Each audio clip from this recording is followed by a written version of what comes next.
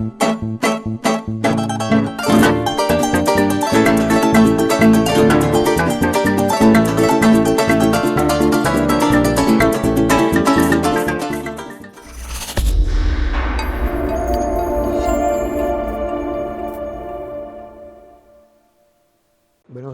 días Venezuela. El sol de Venezuela nace en el Esequibo y como siempre con esta fórmula perfecta de hacer televisión y radio en revolución. Agradecido de verdad a todas y todos los que diariamente al 0412-020-5263, por ahí vi un mensaje de Barcelona, del estado Anzoátegui, un saludo a todas y todos los que diariamente aportan dentro de este programa que es el de ustedes. Y no podía faltar y expresarles mi saludo, mi respeto y decirles como siempre que el sol de la Venezuela posible nace en el Esequibo.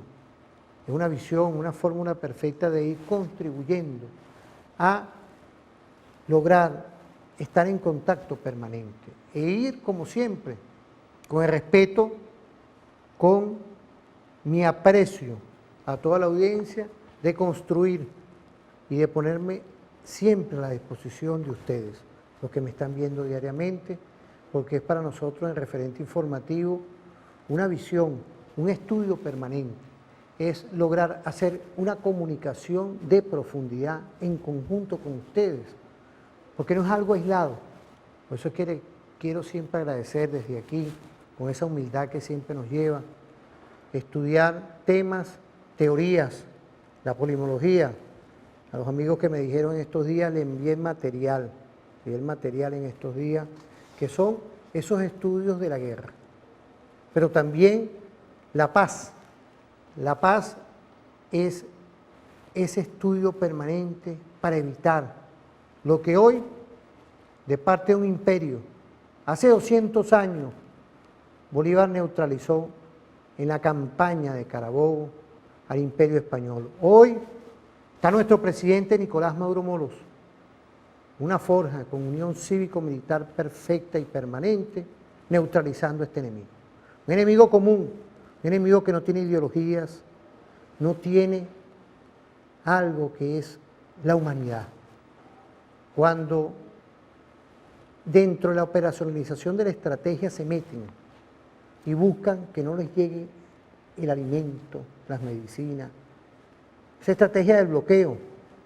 Pueden ser políticos ellos, eso hay que verlo nosotros. Pueden ser políticos.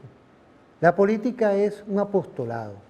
La política es hoy una visión que en ninguna parte del mundo yo he escuchado. He estado investigando. Tengo ya tiempo investigando para ver si hay un ejemplo, algo que uno pueda decir, bueno, mira, esto se parece a esto que aconteció en alguna parte del mundo y no lo hay. De cómo un grupo de políticos llaman ante el mundo a que continúen y se sigan materializando agresiones contra el pueblo venezolano. Por eso es que hoy, dentro de todo el respeto que nos mueve, y te agradezco porque es ese arquitecto, es ese Dios que nos mueve siempre, que esté siempre enganchado con nosotros, tenemos a la oficina del gobernante, es Carlos Matos, en esas reflexiones permanentes, en esa fuerza del líder, como aquí nos los pone, en el cual es la fuerza y la posición del liderazgo, que hoy, en ese sujeto social permanente que estamos construyendo, dentro del hogar, dentro de la comunidad, dentro de toda esa nueva cosmovisión que se nos presenta dentro de nuestra Constitución de la República Bolivariana de Venezuela, hay que seguir afrontando esos retos que hoy para nosotros son importantes. ¿Por qué? Porque es la visión de que en Venezuela sí podemos hacer las cosas. En Venezuela, de lo pequeño, de lo cotidiano, se pueden construir diferentes formas del cual todos cabemos, todos, con los diferentes credos, razas y condiciones ideológicas, porque es una Venezuela que tiene una constitución garantista para todos, no excluyente, y por eso es que hoy queríamos tocar temas de interés nacional, pero también íbamos a empezar con temas estratégicos que son lo que está aconteciendo y está repudiando el mundo con respecto a los bombarderos y las agresiones contra el pueblo palestino. Igualmente, lo que acontece en esta América Meridional, lo que acontece en Colombia hoy, imaginémonos, y lo que aconteció en esta nueva época, en esta nueva centuria que estamos viendo hoy, de lo que es un Chile hoy, imponiendo una nueva forma y una nueva arquitectura de cómo va a ser su nuevo gobierno. Bienvenido, profesor y doctor Adrianza, en esto que estamos conversando hoy.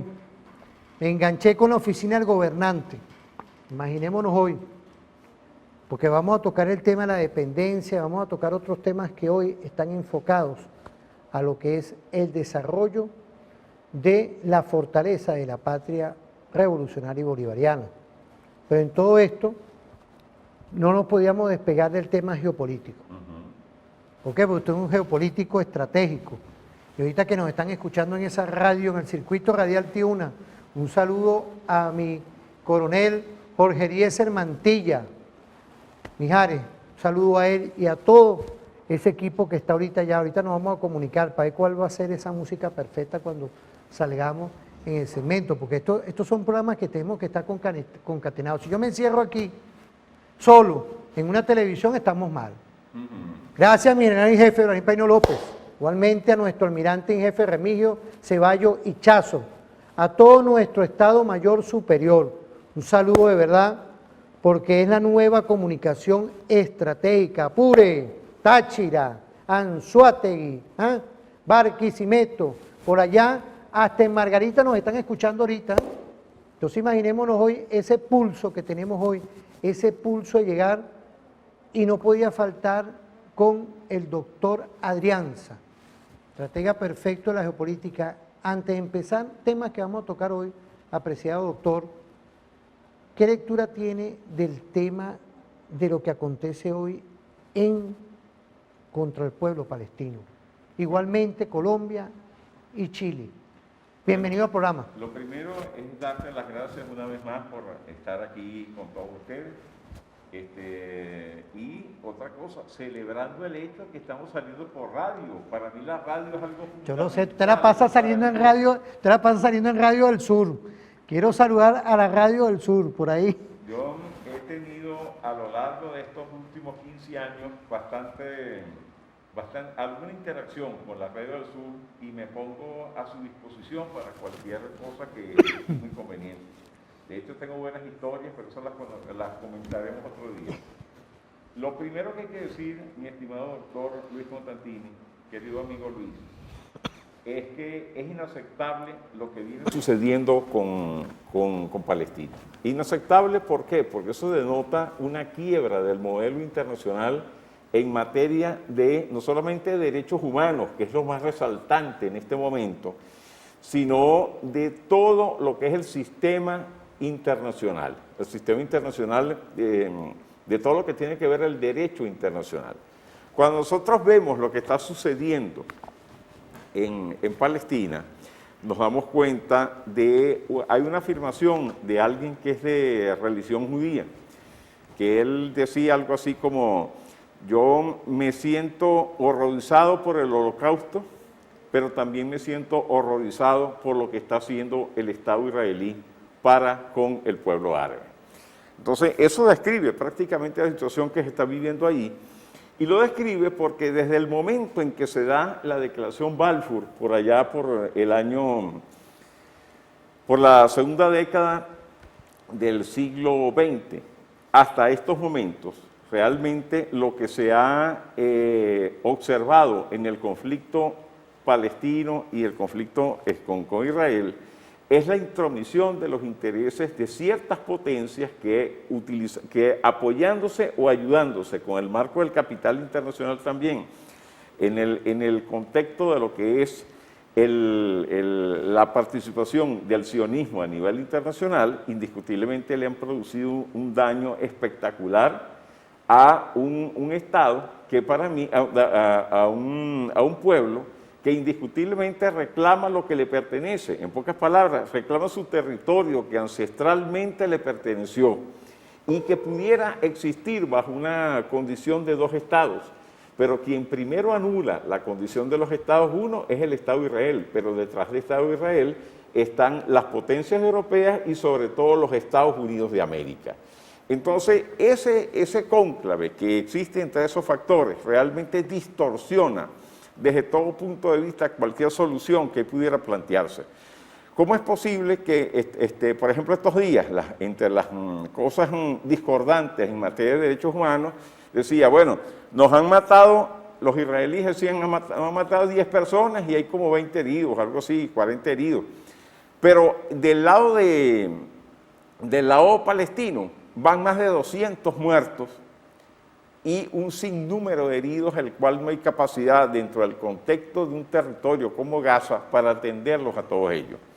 La reacción que ha hecho Gaza, o sea, el Hamas y el resto de las fuerzas palestinas, para evidenciar el problema no es más que un grito para que de alguna forma alguien en la comunidad internacional se duela de ellos y los ayude a buscar una solución a un conflicto que ya para los 100 años.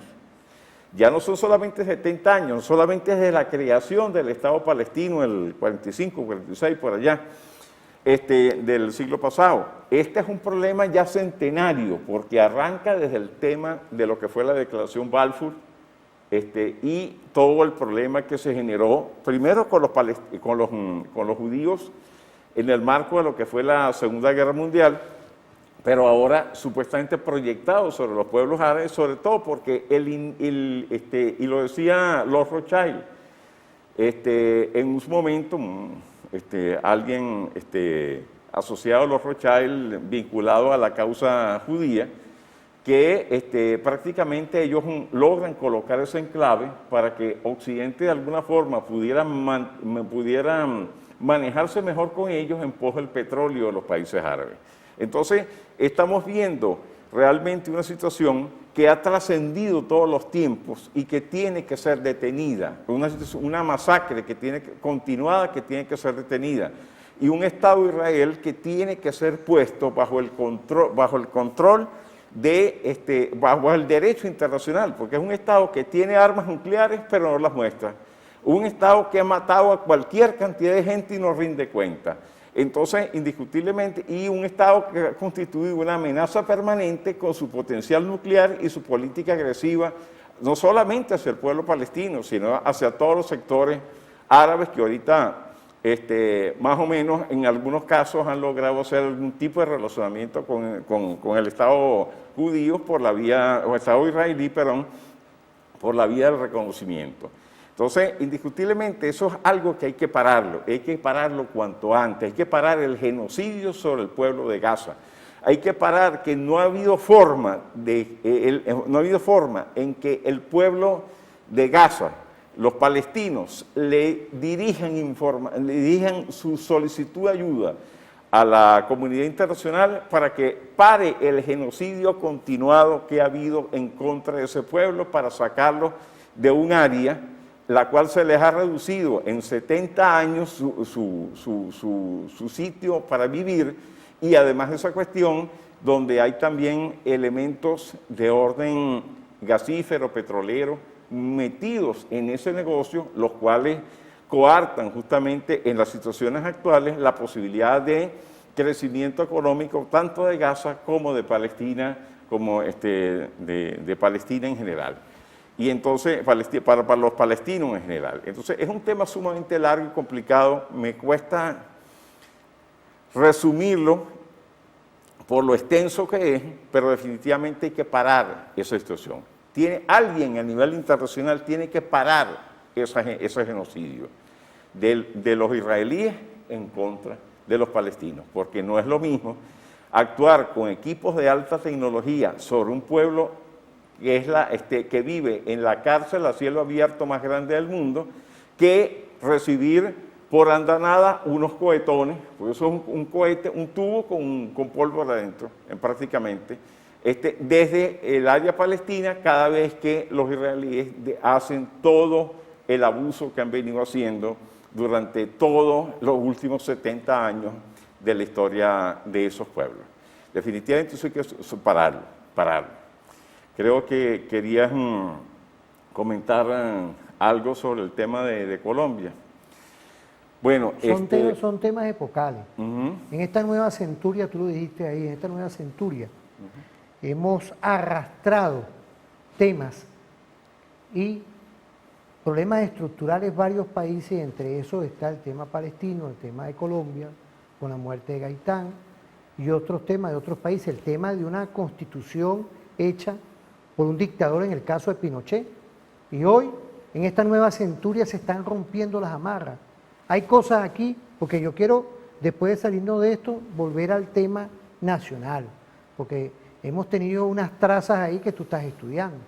Fíjate que, estimado doctor Constantini, querido amigo Luis, lo más importante que hay que decir en todo esto, en el caso concreto del tema de Colombia, del tema de Chile, del Perú mismo hoy en día, de la Argentina, del Brasil, de Venezuela, de todos estos países, tiene que ver con algo que entra dentro del concepto de la hegemonía impuesta por las clases dominantes.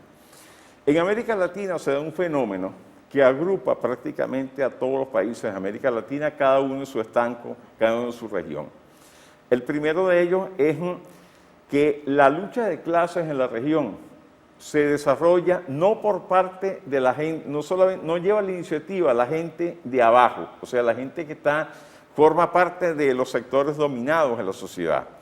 No, aquí ha desarrollado una política agresiva para mantener el control de la región. Primero, cada burguesía y cada oligarquía en cada estado. En pocas palabras, la violencia la ha ejercido la clase dominante de cada país. Ha sido una constante en todos ellos. Cada país es un capítulo dentro de ese marco de violencia. Y ese marco de violencia, en el caso de Colombia, tenemos una de las oligarquías, terratenientes con más desarrollo bélico que ha tenido la América Latina. Sobre todo porque yo cuento la agresividad de esa oligarquía más allá de lo que un personaje en la política de Colombia decía, que es de la muerte de Sucre. No, yo la veo desde los atentados que hicieron contra el libertador Simón Bolívar en el año 28. El primero, en el que intentaban matarlo, que entró Manuelita Sáenz a evitar que lo apuñalearan en una fiesta, y luego en la noche septembrina, donde también Manuelita Sáenz se constituye en la libertadora del libertador. Desde allí empieza la violencia de esa clase política que continúa con el asesinato de Sucre, continúa en tiempos del siglo XIX, cuando diferentes pueblos se enfrentaban porque uno era liberal y otro conservador y había un montón de muertos. Continúa en el siglo XX con las bananeras, en el cual el Estado colombiano y un general del Estado colombiano es el que produce la masacre que luego posteriormente asume Gaitán para enfrentarla como delito. Y luego de eso, el asesinato de Gaitán, que es una confabulación que hace entre la derecha, la oligarquía colombiana y la CIA recién creada para ese momento. Entonces, en ese momento, la clase dominante colombiana ya para ese momento lleva 100 años de violencia para la muerte de Gaitán. Se produce todo el fenómeno Gaitán, pero eso se vuelve a reproducir 20 o 30 años después en todo lo que fue la Unión Patriótica. 6.000 muertos asesinados por parte de la derecha colombiana. Y se vuelve a repetir poco a poco en diferentes formas, con más altas y bajas hasta nuestros días, después que se hace un acuerdo de paz, que de paso no se cumple. Se hace un acuerdo de paz para desmovilizar a la guerrilla de la FARC, y la guerrilla de la FARC ya lleva cualquier cantidad de muertos de gente que se desmovilizaron, inclusive de gente no desmovilizada en los últimos tiempos, con el caso de Jesús Santrich. Pero definitivamente la violencia la ejerce la clase dominante colombiana, apoyada por ¿quién? Apoyada por factores internacionales, que en este caso es principalmente los Estados Unidos, y hay que sumarle también la vinculación del Estado de Israel en la realidad colombiana. Entonces, esa violencia se ha manifestado desde la clase dominante en toda la América Latina. El caso de aquí Venezuela, definitivamente no es otra cosa que una manifestación de violencia de esa clase dominante justamente en contra del pueblo, habiendo en Venezuela sectores que políticamente que han defendido los intereses del pueblo venezolano y de la nación venezolana, como que parten de todo lo que fue la vertiente del comandante Chávez, quien rescata a Bolívar y lo trae a estos tiempos, hasta el hecho de todo lo que hemos vivido. Hemos vivido el intento de asesinato del comandante Hugo Chávez, el intento continuo de persecución hacia su persona. Todavía no está claro el hecho de que murió realmente el presidente Hugo Chávez. Sabemos lo que fue el síntoma de la enfermedad, pero cómo se le indujeron, todavía hay muchas cosas que cortar y coser al respecto. Los intentos de asesinato con respecto al presidente Nicolás Maduro, la quema de personas aquí en Venezuela. Entonces, definitivamente nosotros estamos viendo que en el capítulo Venezuela, de esa violencia de la clase dominante latinoamericana, también tenemos mucho que contar, y es la violencia, el uso de la violencia, el medio que ha utilizado justamente los sectores pudientes, tanto terratenientes como de capital, para evitar la participación de otros factores políticos vinculados al pueblo con una óptica diferente de lo que es hacer política. Entonces, evidentemente tenemos un fenómeno suramericano que está puesto ahí, y de paso, muy derivado de fenómenos como el caso de lo que fue la Alemania prenazi.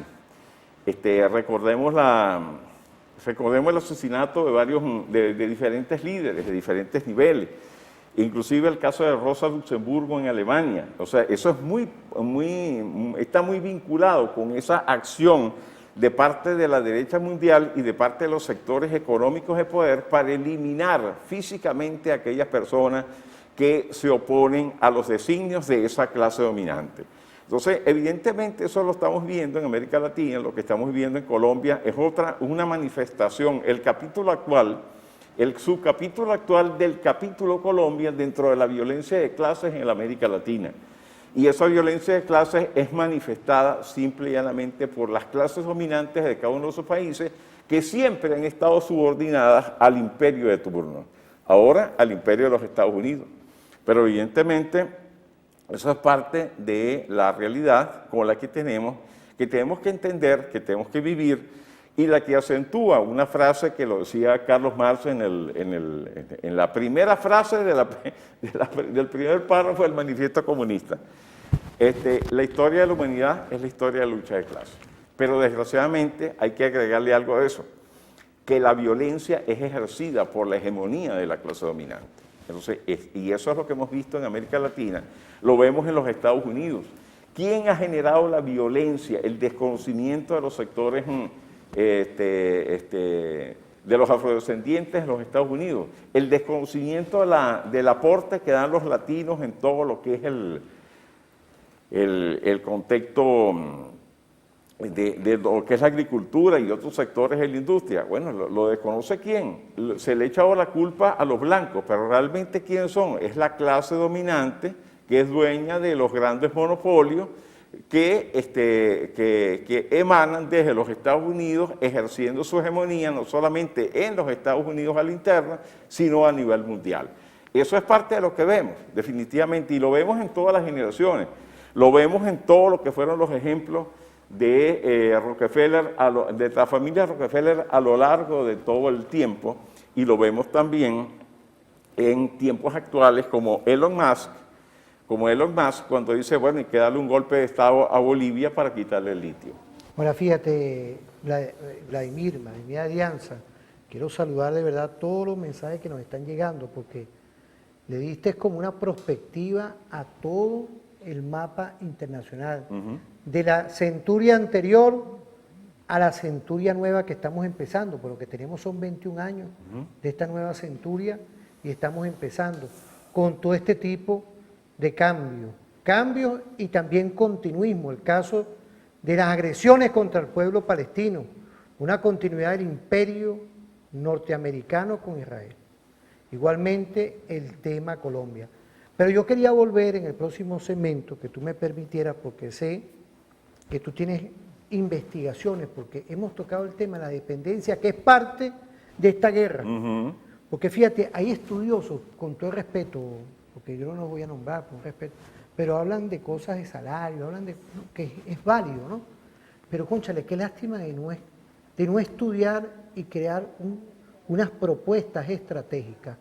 Y eso es una función de los que dicen ser que estudian e investigan, ojo, mientras que en el Instituto de Altos Estudios, igual que tú, están generando de la nación, estamos generando propuestas estratégicas para que el presidente, coadyuvar con el presidente. Por eso es que la comunicación hay que a veces ponerse a estudiar, hermano, con todo el respeto, sin mitigar ideologías ni políticas, no es nada más hablar los panfletarios porque nos corta. Mira, aquí está el teléfono brincando cada rato, hasta la madrugada anoche, pues.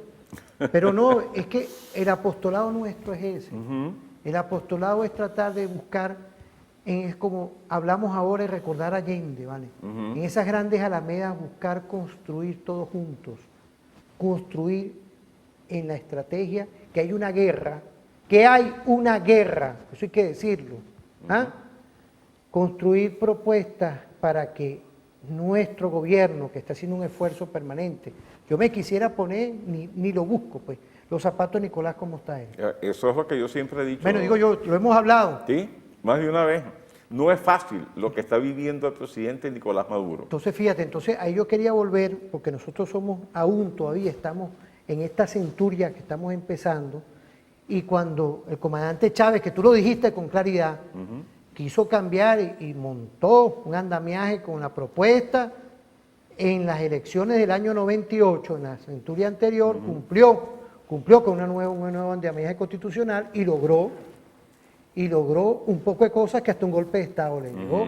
Y a Nicolás hubo hasta un manicidio frustrado. Esto no es poca cosa. Esto no es tontería. Esto no es tontería, esto es público y notorio. Están mis cadetes en estos días que ya están saliendo de cuarto año. Ellos estaban en el acto el 4 de agosto. Mis cadetes de la Guardia Nacional. Esto no es mamá de gallo, esto no es juego, esto no es juego. Entonces, es la reflexión a lo que dicen estudiar y hablar. Entonces, dentro de todos estos temas, ¿qué podemos decir cuando vengamos al programa, apreciado doctor de la UNEFA, investigador de la UNEFA? Ya quiero mandar un saludo a nuestro mayor general Pascualino Angiolillo Fernández. Igual. A mi profesora María Parra también. Ella tiene una deuda de venir para acá. Ella tiene que venir. Pero fíjate, en esa visión de la dependencia y la moneda, ¿qué lectura tenemos de esto hoy? Bueno, pero cuando eso vengamos, es para cuando vengamos, porque es largo el tema. Ahorita nos vamos con concierto en la llanura de José Vicente Torrealba Sala, Mayora, nuestro sargento y nuestra sargento Álvarez, y tenemos a nuestra primer teniente Sosa, ¿vale?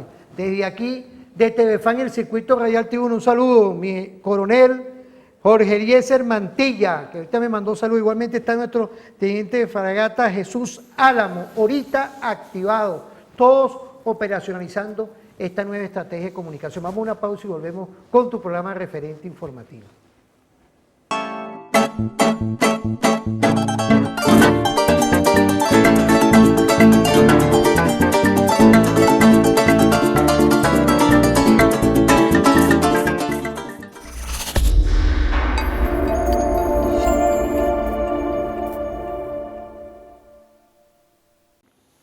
Gracias a todas y todos, ¿verdad? Mira, un apostolado aquí con todos ustedes. Gracias a Dios que no estamos juntos, el 04-12-020-5263. Apreciado profesor, doctor Vladimir Adrianza, fíjese, hemos tocado un tema de ver el espejo de lo que tenemos frente. Colombia, el tema Palestina, el tema también de toda una guerra que existe por las grandes corporaciones, que lo hemos hablado varias veces. Pero me gustó el tema que usted le está dando al capítulo Venezuela. Fíjese, usted lo ubica, capítulo Venezuela. Es decir, como capítulo ya es una visión, entran los motores, entran un sinfín de cosas, vemos el esfuerzo de Nicolás, vemos el esfuerzo de todo ese tema de volver como debe ser y como en una guerra, amigas y amigos, los que estamos ahorita aquí en esta interacción, en una guerra sin cuartel, en una guerra que hay que ver cuánto está entrando hoy en las arcas del Banco Central. Hay que ver cuántos son los ingresos, hay que ver eso. Entonces uno ve hoy cómo está presente el 2016 cuando Nicolás puso el enfoque de los 16 motores de la agenda económica bolivariana, de la marca país, la marca hecho en Venezuela, de que todas y todos nos montemos en un solo grupo, un solo equipo, que es el equipo de la República Bolivariana de Venezuela, públicos, privados, empresas de producción social, empresas comunales, todos. ¿Ustedes saben por qué? Porque la idea es que con lo que tenemos nosotros, y eso lo va a desarrollar, una pregunta estratégica que después aterriza nuestro profesor, nuestro investigador, Vladimir Adrianza, con todo lo que tenemos nosotros. ¿Qué es lo que nosotros no podemos hacer? Y servir estas ondas hertzianas, todo el sistema público y privado, todo el sistema público y privado de comunicaciones para empezar a apoyar iniciativas. ¿Ah? Porque lo privado también es importante, lo privado aquí no se excluye. Mi amigo que nos puede estar viendo aquí, lo privado es importante, todas y todos, eso sí, lo privado, pero en base aquí, en base a nuestra Constitución. A conspiraciones no, a venir, a agarrar los productos y salirse del juego y poner precios exorbitantes tampoco. O sea, es una gran dinámica de que todos podemos convivir aquí. ¿Qué visión tenemos? Porque esto como que viene también en la centuria anterior cuando apareció Rockefeller aquí, con esos políticos y no los metieron aquí. Dos centurias aquí, detrás de todo esto. Pero que lo expliques tú, apreciado profesor. Usted tiene una investigación fuerte en ese tema. Mi querido doctor Luis Constantini, querido amigo, el tema se resume a algo que ha sido sembrado en el país. Y yo voy a volver a llover sobre mojado, pero hasta que yo no vea que eso se entiende, definitivamente no voy a dejar ese tema cada vez que tenga la oportunidad de hablar en público y en privado también. Porque el tema significa la dependencia estructural que Venezuela tiene en sus aspectos económicos, sociales, políticos, tecnológicos, inclusive que tiene su implicación de orden ambiental y sobre todo el hecho cultural. Ahora bien, eso cuando hablamos de tema económico, no solamente hablamos de economía, hablamos de finanzas, hablamos de todo lo que es recaudación fiscal, o sea, todo lo que es la política de recaudación, y hablamos en general de la estructura económica del país. Nosotros hemos sido, desde la llegada de Colón aquí a América, un área dependiente, o sea, una periferia de las potencias de turno. Si nosotros no entendemos cuál es el tratamiento que nos ha dado el gran capital internacional y los grandes intereses económicos de los países potencia hacia nuestra región, nunca vamos a solventar el problema que tenemos aquí adentro. Entonces, esa dependencia estructural la consiguió ya en Europa, en diferentes potencias europeas, en lo que fue la distribución internacional del trabajo, ya en el siglo XVII. Ellos simplemente adoptan el hecho de que las potencias manufacturan y las periferias producen materias primas. Esa circunstancia estructural que imponen esas potencias es seguido luego posterior por otras potencias de Occidente que emergen, como es el caso de los Estados Unidos. Estados Unidos en el siglo XX emerge, sobre todo después de la Segunda Guerra Mundial, como potencia dominante.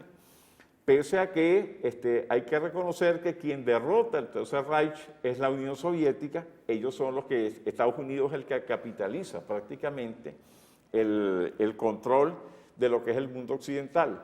Pero tenemos 500 años siendo objeto del control del mundo occidental.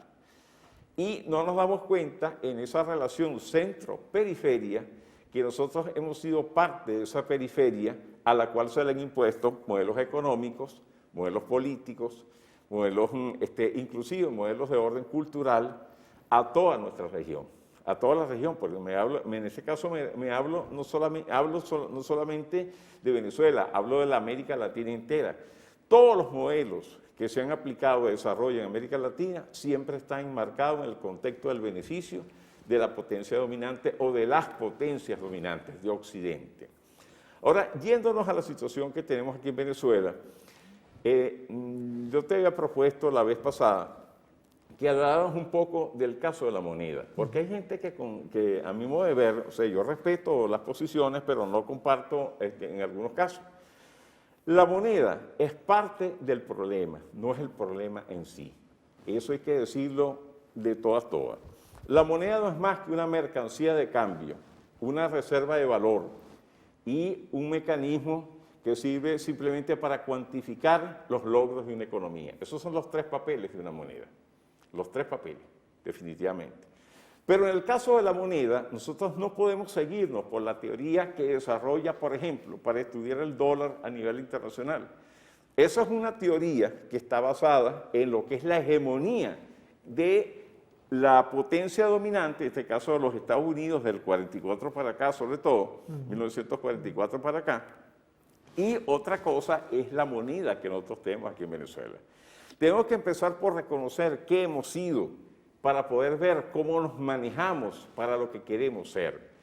En 1830, fíjate que cuando tú lees a Tomás Enrique Carrillo Batalla, en todo el anuario de estadísticas que tiene 3 tomos, y tú buscas todo lo que importaba Venezuela y lo que exportaba Venezuela, Venezuela prácticamente importaba de todo, porque nada se hacía aquí. Y entonces podemos decir que para 1830 era producto supuestamente de la guerra de independencia. Pero vemos 50 años después y es la misma historia. Y lo vemos en el siglo XX y es la misma historia. Es la dependencia. Pues. Y lo mismo en el siglo XXI es la misma historia. Entonces, cuando nosotros entendemos que el caso de la moneda, que la moneda en Venezuela, ¿cómo se da el fenómeno de la moneda en Venezuela? Primero, hasta antes de Antonio Guzmán Blanco, aquí circulaban todas las monedas que usualmente se obtenían del comercio entre café, cacao, cuero, y etcétera, que se mandaba a Europa y de allá venían justamente los pagos en las monedas que servía para hacer el resto del comercio, que de paso se importaba. Realmente no se producía en el país mayoritariamente. Esa historia es la que justamente con el endeudamiento que hizo aquí la clase dominante en diferentes personas, yo también no me quiero meter ahí porque eso es un tema larguísimo, de Venezuela, que produjo la invasión de 1902. Realmente la idea era picar a Venezuela en varios pedazos, a lo que se opone los Estados Unidos por aplicar la doctrina Monroe. Y la doctrina Monroe es América para las clases dominantes de los Estados Unidos. Esa es la interpretación correcta que hay que darle.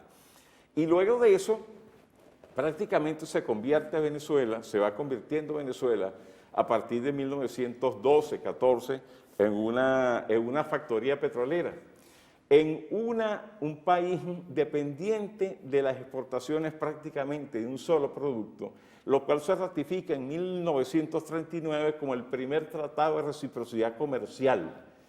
En ese momento, que de paso crea un grave problema en ese momento, porque lo poco que quedaba, que se venía desarrollando en materia de exportación agrícola, que ya venía disminuyendo para ese momento, se ve golpeado por un cambio en las relaciones de importación. En otras palabras, Venezuela importaba de Europa y le vendía a Europa, pero en la medida en que fue avanzando la guerra, y en la guerra en Europa, y en la medida en que Venezuela fue defendiendo más el petróleo, lo que en 1932-34 no importábamos desde los Estados Unidos, empezó a importarse a partir del 39 desde los Estados Unidos. Y es donde llega un señor que yo considero que es el padre del modelo rentista petrolero aquí en Venezuela, que es el señor Nelson Aldrich Rockefeller.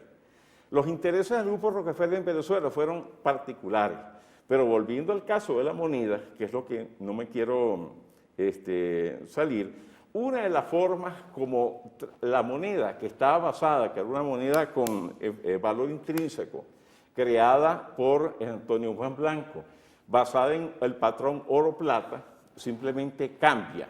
Cambia hasta el momento en que llegamos a 1944, que se da el acuerdo de Bretton Woods, y a partir del 44-45, la moneda venezolana empieza a formar parte del cónclave que se genera con el Fondo Monetario Internacional, con la creación del Fondo Monetario, y se suscribe prácticamente a una relación de paridad con el dólar, una paridad que es totalmente sobrevaluada.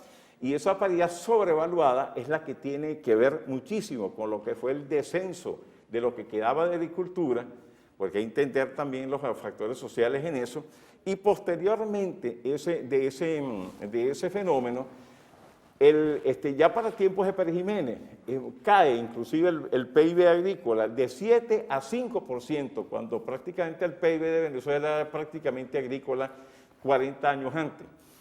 Y en el momento en que prácticamente en Venezuela circula todo lo que son el dólar que viene de los Estados Unidos, Venezuela termina de conformarse a un país ampliamente dependiente de la exportación de un producto que de paso lo hacían las transnacionales petroleras, ni siquiera lo hacía el Estado venezolano, y un importador prácticamente de todo. De hecho, el que quiera investigarlo puede buscar un documental que existe en YouTube que se llama Un asignado en Venezuela, que él empieza a ver realmente la acción de las petroleras y de Venezuela. Se acaba de ser construido el viaducto de aquí de la Caracas-La Guaira, y él prácticamente hace una observación que habían muchos negocios aquí en Venezuela, y esos negocios aquí en Venezuela todos distribuían productos que venían desde los Estados Unidos.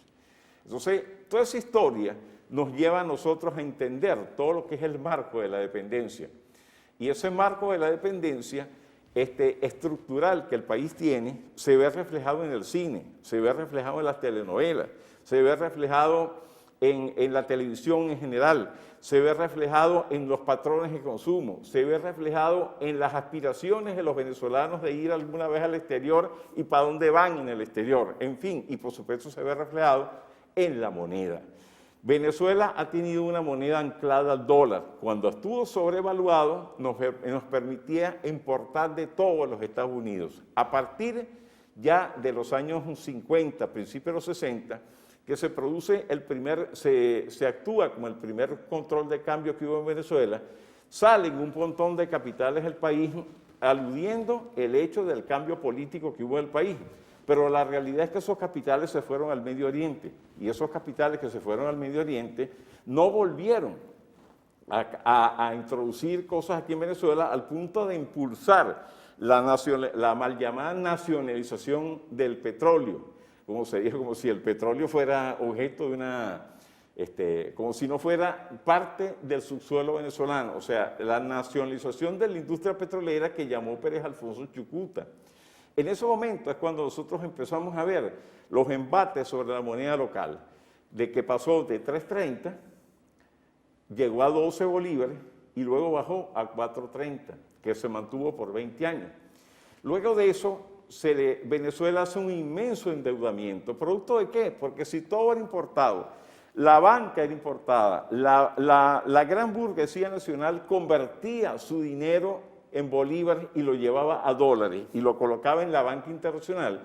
Entonces, indiscutiblemente estamos hablando de un mecanismo en el cual nuestra economía giraba en torno a la moneda extranjera y sigue girando a una moneda extranjera que es la que realmente coloca, la que prácticamente establece las condiciones de relacionamiento entre esa potencia y su industria y nuestra economía totalmente dependiente. Ahora, en eso que usted nos está hablando, primero quiero agradecer bastante mensajes que le envían saludos.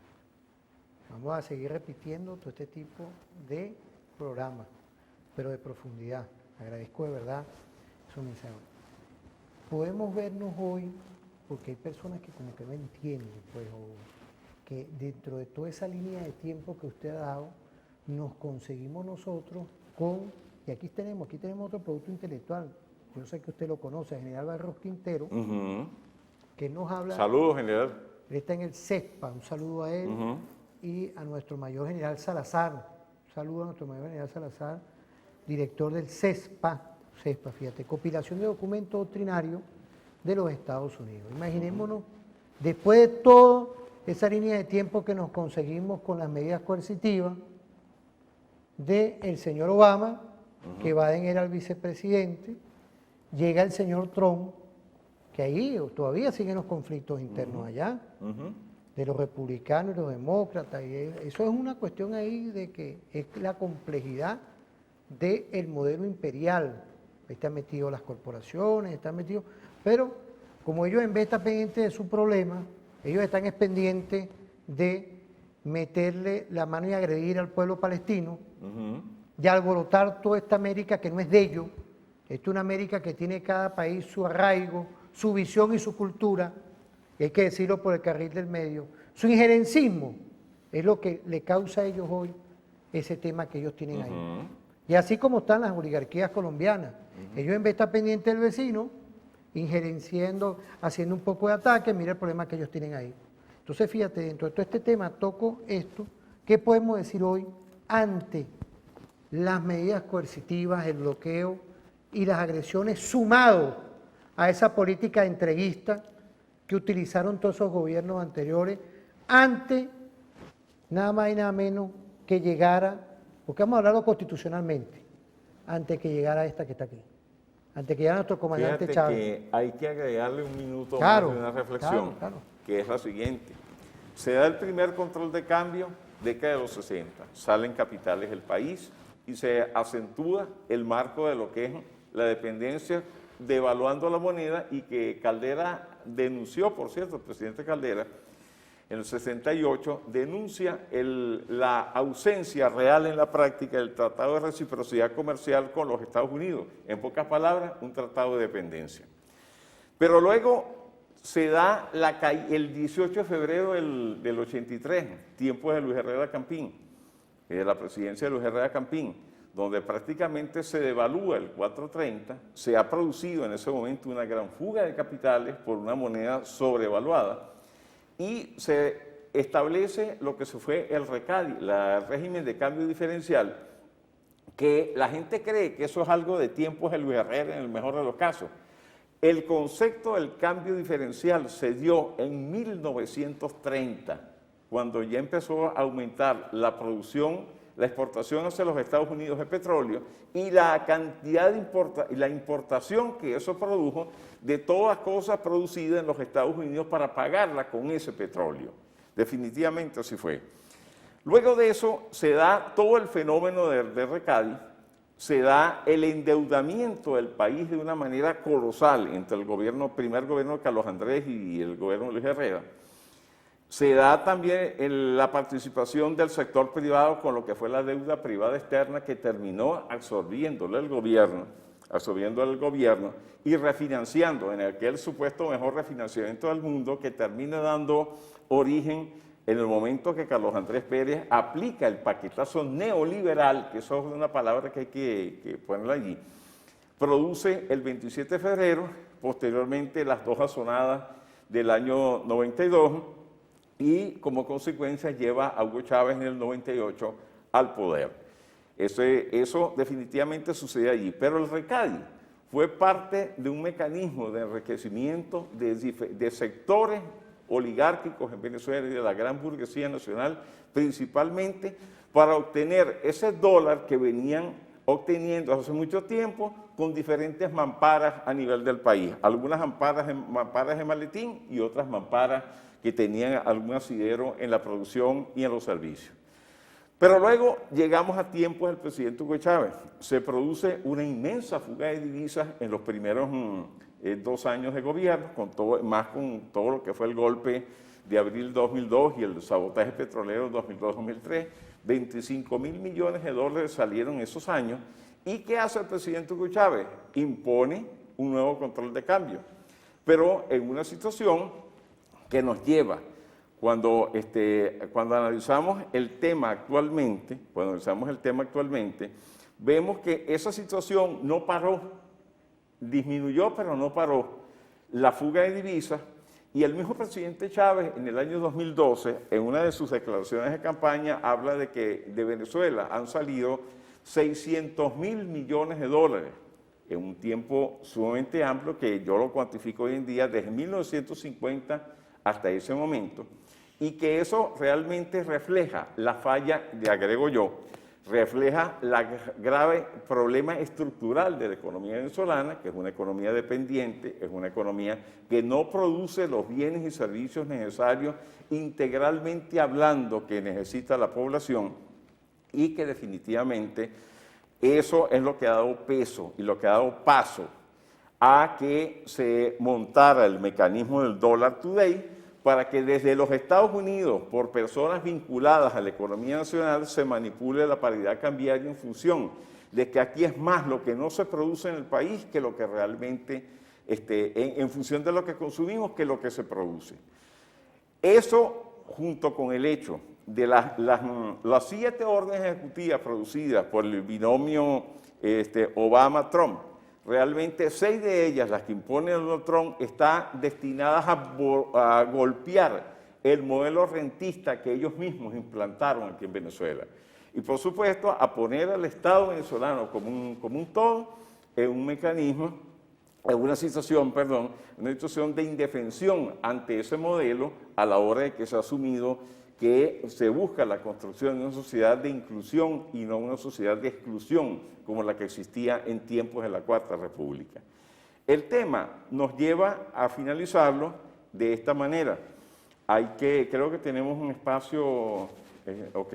Entonces vamos a dejarlo hasta allí para retomarlo en la tercera parte del programa, y continuar desarrollando toda esta idea. Fíjate, es importante porque, ¿qué es lo que pasa? Le diste ahorita, tocamos primero en el primer segmento el tema internacional, los que nos están viendo y nos están escuchando. Hoy es el Día de la Radio, a todas y todos los que nos están viendo ahorita y escuchando, es el Día de la Radio. Gracias, Mantilla, mi coronel Eliezer Mantilla, Jorge Eliezer Mantilla, fíjate, presidente del Circuito Radial Tribuna, pendiente como siempre, pero fíjate, le diste en la primer momento la visión del imperialismo en esa centuria anterior, en esas 2 centurias anteriores con el tema de Palestina, todo el injerencismo.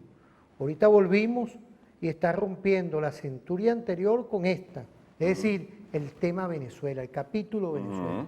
Yo quisiera que en un tercer momento nos tomáramos ya lo que es, a pesar de todo el esfuerzo que está haciendo nuestro gobierno, las causas estructurales que estamos heredando. Que no es en ninguna mantequilla. No. Pero a veces, tú sabes lo más sabroso que es criticar y hablar y escribir. Tú pones a ver, parecen escritores que parecen que hacen como si fuera una novela. ¿Ah?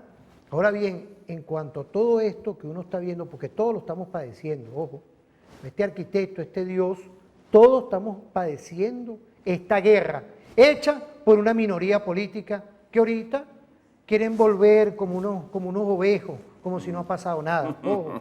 No, pero es que esas Qué son bueno las que cosas. lo dijiste, te apoyo. Pero es que fíjate, yo estoy dándole la claridad de los mensajes que nos llegan, porque aquí, con todo respeto, aquí no vamos a insultar a nadie.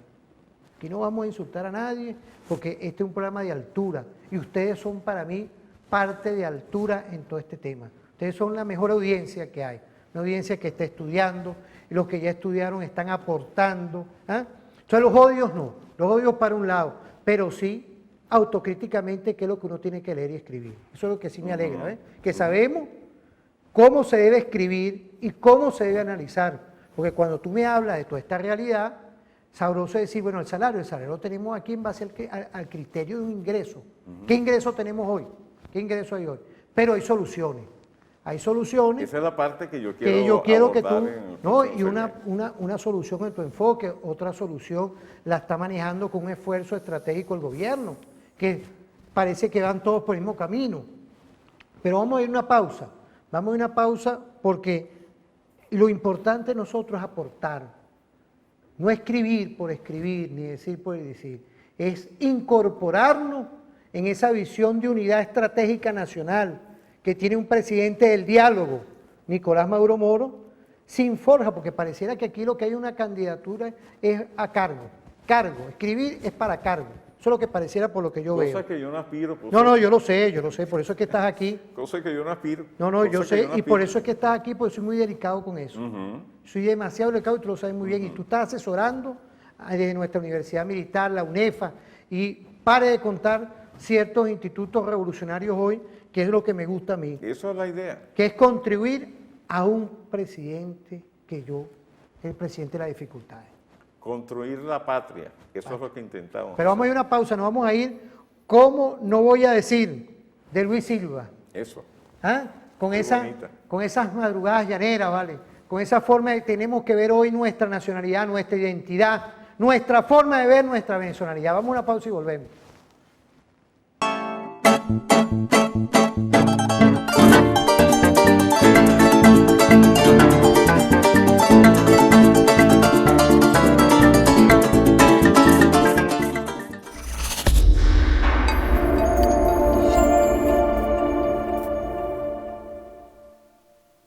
Bueno, gracias, sargento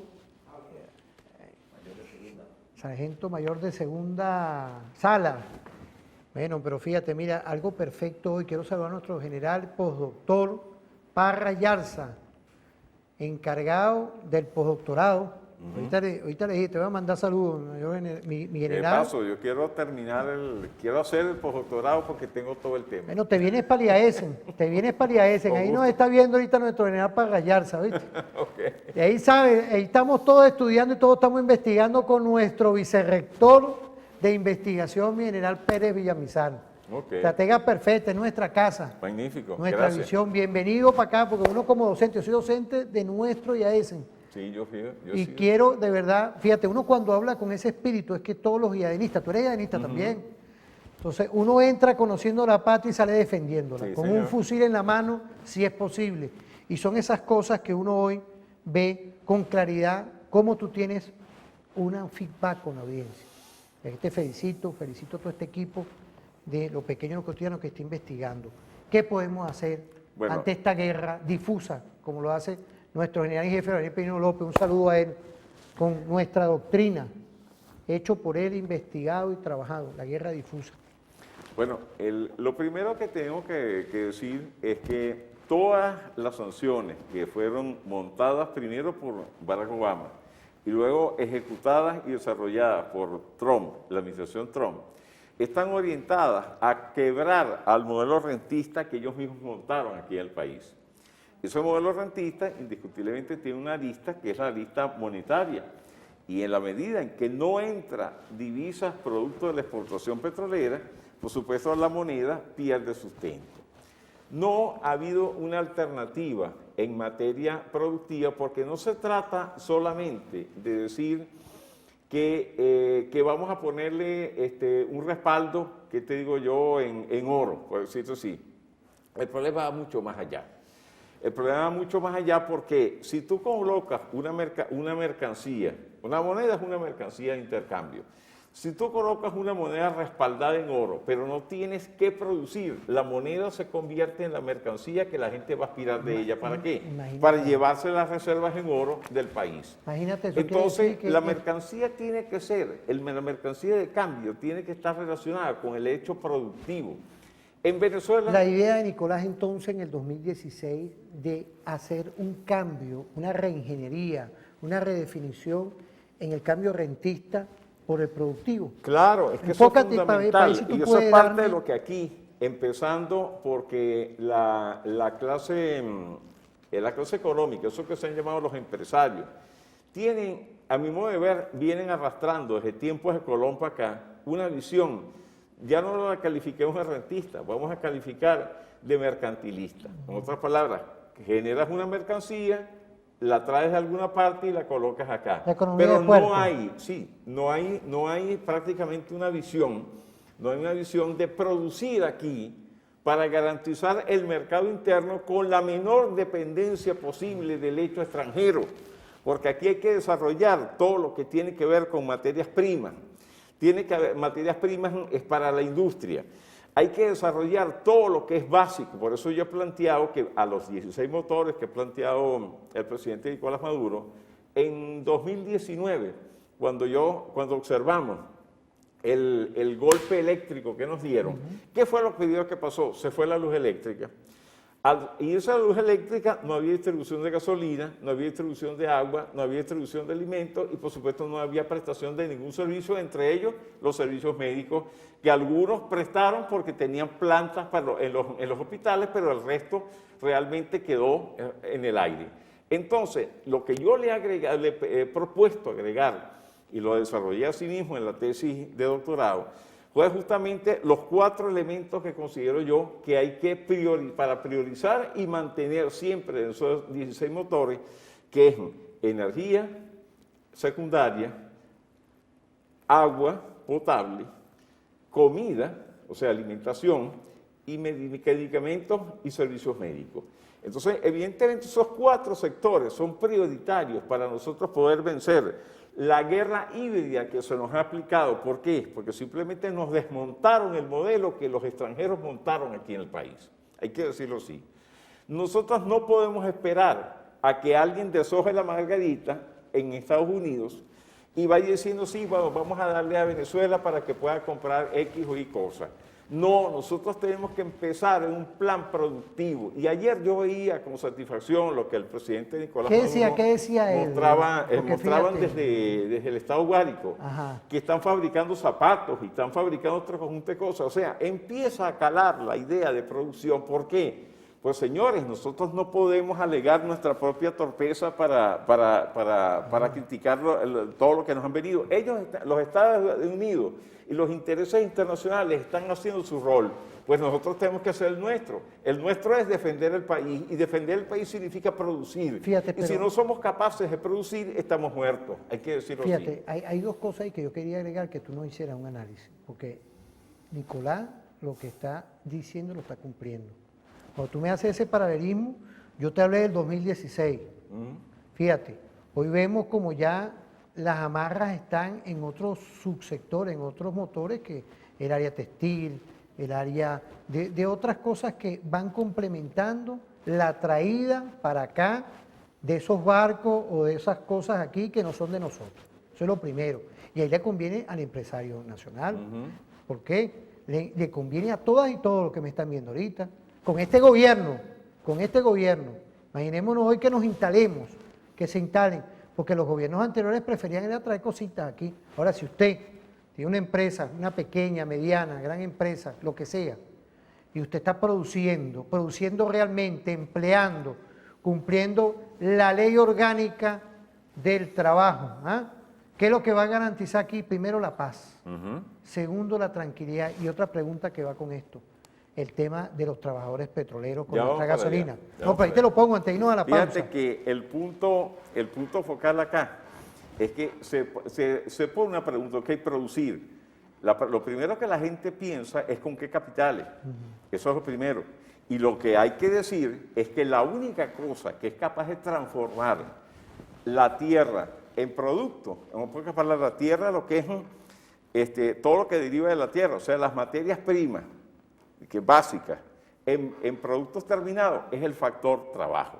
Señores, nosotros tenemos capacidad industrial no usada aquí en el país. Nosotros podemos desarrollar, con base a lo que planteó el presidente Hugo Chávez, el concepto de fábrica y el concepto realmente de lo que es la ingeniería de reverso de todo el parque industrial nacional, desarrollar lo que necesitamos para poder andar una industria nacional que tenga primero como objetivo, y eso es una corrección que yo sí quiero, que he visto, a mi juicio es un error, primero hay que satisfacer el mercado interno para poder vencer la dependencia y posteriormente empezar un proceso de exportación de nuestros excedentes para diversificar la economía. Eso es un detalle que para mí es importante. Primero es el mercado interno, porque si no comemos nosotros, ¿cómo vamos a producir? Claro. Sencillo como eso. Si no tenemos agua potable, que el agua potable, los problemas de agua potable que hay en el país,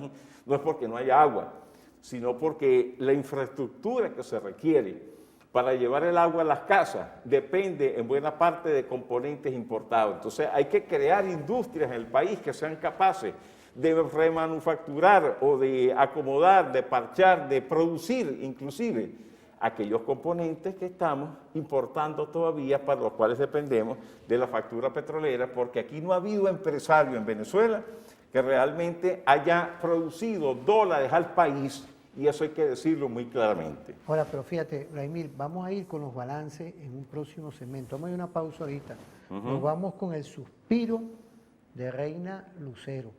Y aquí le agradezco los mensajes que me están llegando. Fíjate, no lo he estudiado, gracias a un profesor de la Universidad de Carabobo.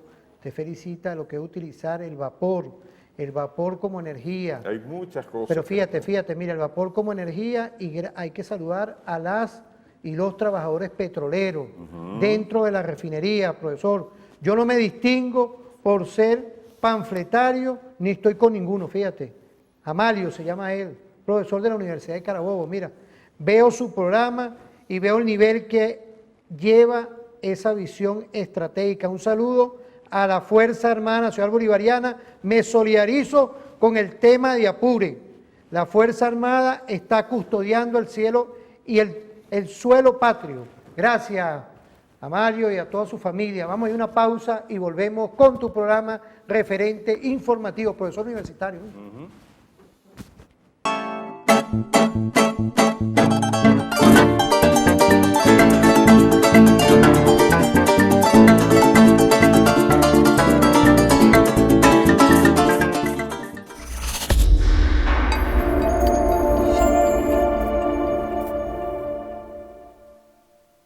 Bueno, volvemos. Gracias por todos esos mensajes que sabemos que no estamos solos.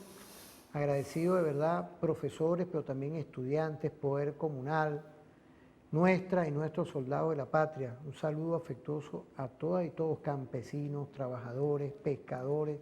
Bueno, toda y todo el espíritu nacional que está articulando hoy y cuidándonos en pandemia, apreciado profesor, porque es ese Estado social que está contribuyendo, coayudando en conjunto con un pueblo. ¿Para qué? Para ir quitándonos tanto el tema del bloqueo y las agresiones, como también el enemigo global hoy, que es el COVID. ¿Qué lectura tenemos? ¿Qué podemos decir hoy como balance ante toda esta forma de ver que no es casual el tema del salario, no es casual el tema del poder adquisitivo, sino es parte de la guerra? Si no, fíjate cómo son las cosas. Es evidente que el problema del salario hay que resolverlo, porque quien produce es la clase trabajadora, y la clase trabajadora somos todos. Claro. La clase trabajadora es desde el obrero industrial, el que presta servicio, el maestro, el médico, el enfermero, las enfermeras, los profesores, todos somos. Y aquí en Venezuela, muchos de esos gremios dependen de la acción del Estado. Entonces, indiscutiblemente, el que tiene el mayor problema ahorita, en este caso, es en todo lo que depende del Estado, porque el Estado le ha sido coartado el ingreso petrolero, y ese ingreso petrolero es el que no se puede distribuir porque no hay que distribuir. O sea, no hay para distribuir. No hay y lo que poco que hay se ha utilizado para enfrentar la pandemia. Eso hay que decirlo así. Ahora, eso no quiere decir que los trabajadores vayan a trabajar de gratis. ¿Por qué? Porque, bueno, sí, tendremos problemas con el salario nominal, porque justamente está impactado por la crisis monetaria que tenemos en este momento, pero nosotros podemos hacer énfasis en el salario real. ¿Qué es el salario real?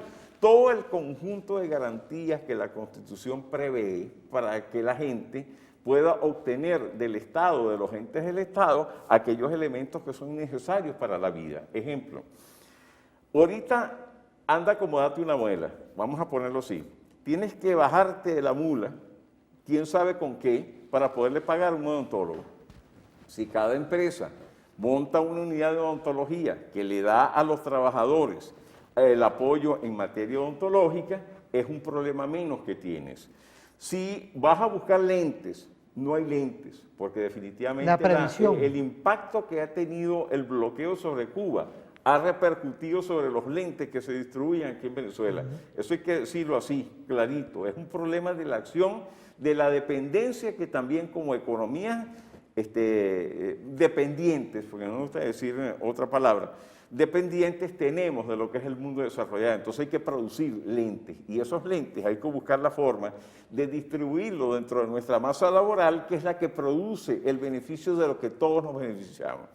Entonces, si a eso le sumamos todo lo que es el articulado constitucional que protege la vida, definitivamente tendremos el elemento para ayudar a paliar una situación que en la medida en que organizamos y desarrollamos nuestras fuerzas productivas puede ir devengando mejores niveles de vida, pero obteniendo los servicios que son necesarios para la misma.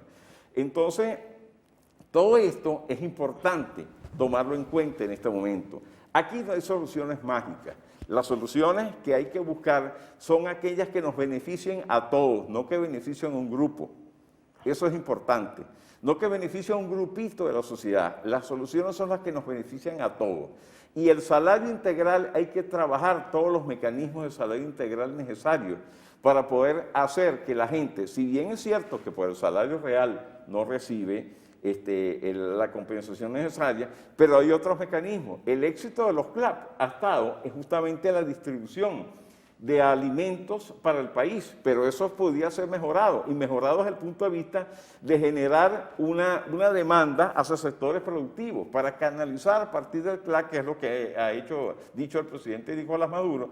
Si nosotros producimos y distribuimos, y la gente que produce distribuye a partir de los CLAP, indiscutiblemente vamos a hacer un beneficio socialmente entendible para todos y un impulso a lo que es la producción local de todo lo que necesitamos para alimentarnos y poder llevar la producción del país. Entonces, nosotros tenemos que pensar que el salario real es una alternativa viable y hacer que el Estado funcione.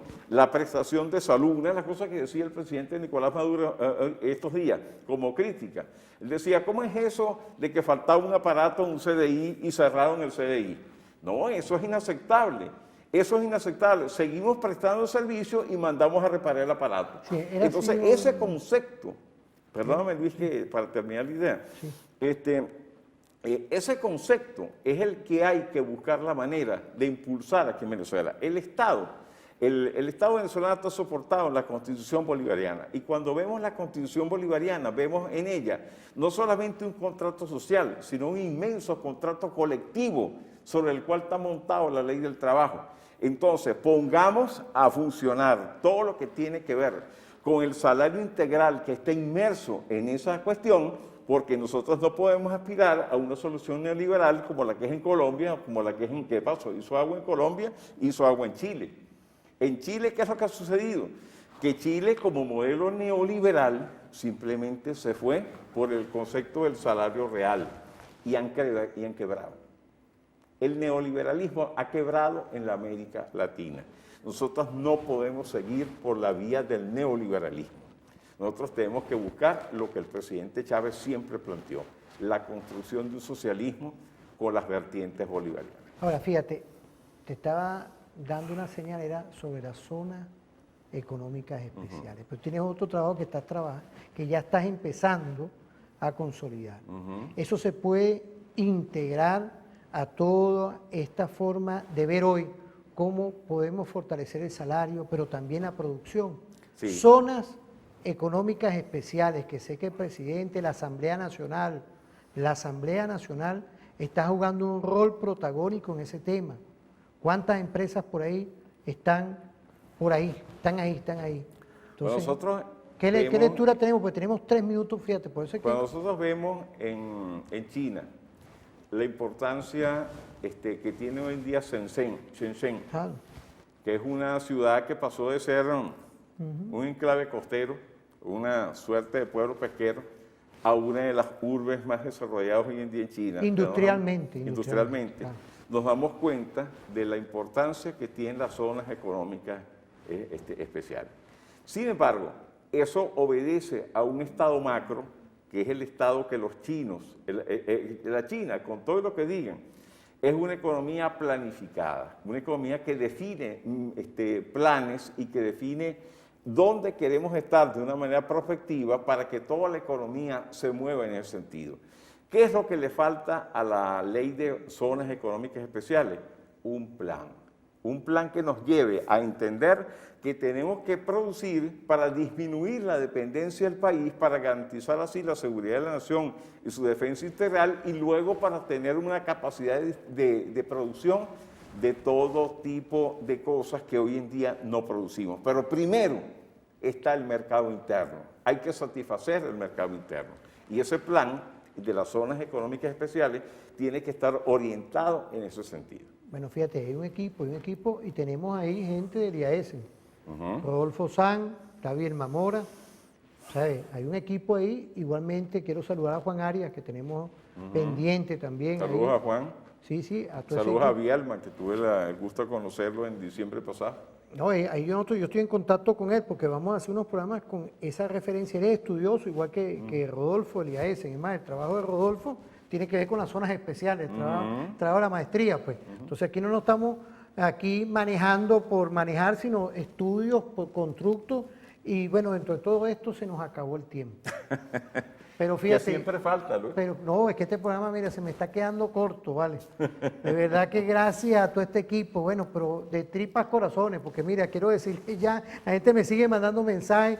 Vamos a vernos en otra oportunidad, ¿verdad? Desde aquí, de la televisora Fuerza Armada, en nuestro circuito Hay radial muchos Tribuna. temas, Luis. ¿Cuál es el tema que nosotros vamos a tocar en el próximo momento? Porque tú me dejas a mí después aquí. Bueno, hay varios temas. Podemos hacer una mezcla de un balance geopolítico de algún tema importante. Pero quiero profundizar. Podemos profundizar el la tema zona de lo que es el desarrollo productivo, no solamente de las zonas económicas Tú especiales, estás sino la trabajando. relación Aquí de todo lo que... te digo enfrente de todo el mundo, estás de trabajando relación, el tema de exacto, las zonas especiales. Estamos en eso. Está en eso, está en eso. La relación de todo lo que tiene que ver con diferentes medios de organizar todo lo que es los consejos comunales, las comunas y demás, Bueno, para producir, señores, producir. Bueno, pero por el día de hoy estuvimos conversando con el profesor Adriana, nos vamos con el tren de la vida de Teo Galindo, desde aquí a la televisora Fuerza Armada, con nuestro general Suárez Rodríguez, nuestro coronel Medina Zambrano y todo este equipo perfecto, el coronel también Bencí Guerrero,